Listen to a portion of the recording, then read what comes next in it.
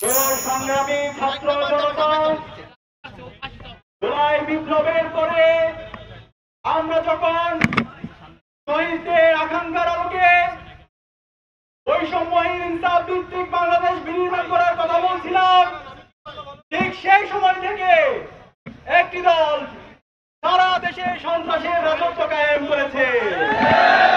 আমরা তাদের প্রকাশ্যে সন্ত্রাস দেখেছি, পাথর দিয়ে মানুষ হত্যা করে তারা আবার ক্ষমতায় সাদা সদল করার চেষ্টা করছে। আমরা বলতে চাই, জুলাইয়ের প্রজন্ম বেঁচে থাকতে আমরা তাদের এই স্বপ্ন বাস্তবায়ন হতে দেব না। হতে চাই, কেউ যদি আবার সন্ত্রাসবাদ কায়েম করতে চায়, কেউ যদি ক্যাম্পাসে দাসত্বের রাজনীতি ফিরিয়ে নিয়ে আসতে চায়, খুনি হাসিনার যে পরিণতি হয়েছিল, ছাত্রলীগের যে পরিণতি হয়েছিল, তার চাইতে আরো বেশি খারাপ পরিণতি আপনাদের হবে ইনশাআল্লাহ। সংগ্রামী উপস্থিতি, আজকে আমরা অত্যন্ত ভারাক্রান্ত হৃদয়ে মিটফুটের সামনে হাজির হয়েছি। আমরা মনে করেছিলাম জুলাই অভ্যুত্থানের মধ্য দিয়ে হাজার হাজার মানুষের রক্ত এবং ত্যাগের বিনিময়ে জনগণের স্বস্তি এবং নিরাপত্তা ফিরে আসবে, কিন্তু আমরা দেখেছি 10 মাস যেতে না যেতেই চাঁদাবাজ ধর্ষকরা আবার আওয়ামী লীগ রূপে আমাদের দেশে ফিরে এসেছে। সংগ্রামী উপস্থিতি, আমরা বলতে চাই, ধর্ষণ, গণধর্ষণ, চাঁদাবাজি, মাস্তানি, সন্ত্রাসবাদ দিয়ে একটি দল আমাদের জুলাই অভ্যুত্থানকে ব্যাহত করার চেষ্টা করছে।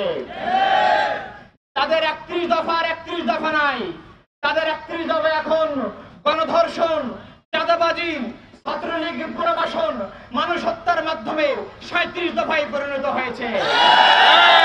সংগ্রামী উপস্থিতি, আপনারা দেখে থাকবেন, আমরা দেখেছিলাম এদেশ দিল্লির কথাই চলেনি, এদেশ আগামীতে লন্ডনের কথাও চলবে না ইনশাআল্লাহ। সংগ্রামী উপস্থিতি, কাজী হাসিনা এদেশকে তার বাপের সম্পত্তিতে পরিণত করেছিল, আর বর্তমান একটি দল এদেশকে তার দলীয় সম্পদে পরিণত করেছে, চাঁদাবাজদের সম্পদে পরিণত করেছে।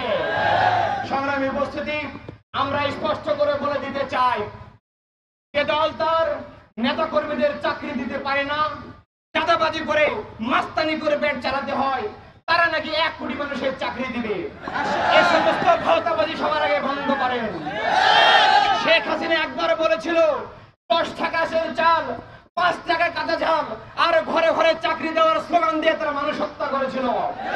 আপনারা যারা আগামী দিনে এমন ভাওতাবাজি নিয়ে আবার সামনে আসছেন, আপনাদের মুখোশ উন্মোচন হয়ে গিয়েছে ইতিমধ্যে। জনগণ আপনাদের চরিত্র সম্পর্কে অবগত আছে, কাজেই আপনারা সাবধান না হলে আগামী দিনে জনগণ আপনাদেরকে লাল কার্ড দেখিয়ে এদেশ থেকে বিদায় করে দিতে বাধ্য হবে।